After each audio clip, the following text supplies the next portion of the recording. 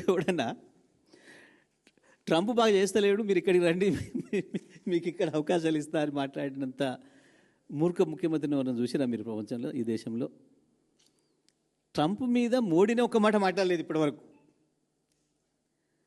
ఊళ్ళో బజార్లో కూర్చున్నాడు ఎవరైనా తిట్టుకోవచ్చు, ట్రంప్ని తిట్టవచ్చు, మోడీని తిట్టవచ్చు, జెలెన్స్కీని తిట్టవచ్చు, పుతిన్ తిట్టవచ్చు, జిన్పింగ్ని తిట్టవచ్చు. ఊళ్ళో ఓడరు బజార్లో పడి కూర్చున్నాడు, అడబడి కట్టుకొని తిరిగేటోడు. కానీ ముఖ్యమంత్రి గుండి సోయిండాలి కదా, నా పరిధి ఏంది, నేనేంది, నేను మాట్లాడితే ఏమనుకుంటారు ప్రజలు? నీ నాయకుడు రాహుల్ గాంధీ ఏం మాట్లాడతలేడు, ఇప్పటికి 10 సార్లు అమెరికాకు పోయి వచ్చిండు, మళ్ళీ ఇవాళ రేపు కూడా పోతున్నట్టున్నాడు. ఒక మాట ఇంతవరకు ఎక్కడ మాట్లాడలేదు. ఇంకా పిచ్చి మాటలను పట్టుకొని నేను ఏం చెప్పాలి? ఇక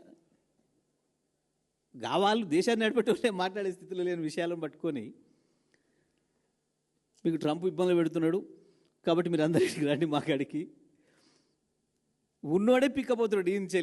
ఈడికి వచ్చిన సంస్థలే పిక్కొని పోయినాయి. ఒక్క రియల్ ఎస్టేట్ కంపెనీ కొత్తగా వచ్చాడు కాదు, పాతదే ఒక్క పని మొదలు పెడతలే. ఈడ హైదరాబాద్లో ఒక్కటి ఏదైనా హైరైజ్ బిల్డింగ్ ప్రారంభంగా చూసిరా మీరు మధ్యకాలంలో ఎక్కడన్నా? అది అయితే తప్పకుండా ఈయన పోయి శంకుస్థాపన చేస్తాడు. దాన్ని కూడా కట్టుకుంటే కూడా, ప్రైవేట్ వాడు కట్టుకుంటే కూడా పోయి ఈయన పోయి శంకుస్థాపన చేస్తుండే పాపం.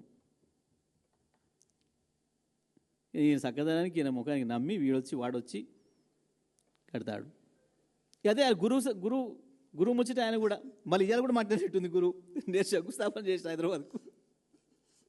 అది ఏమనాలి వీళ్ళని అందరినీ? మన దేశాలనే ఇట్లా మాట్లాడిన వాళ్ళకి చట్టాలు లేవు తీసుకుపోయి లోపడెట్టడానికి. వేరే వేరే దేశాలను అయితే వీళ్ళని తీసుకుపోయి ఆడ పెడుతురు. మన కాడ మహా అయితే పెడితే ఎర్రగడ్డలు పెట్టాలి. తప్పకుండా మన ప్రభుత్వం రాగానే ఆ పని చేద్దాం.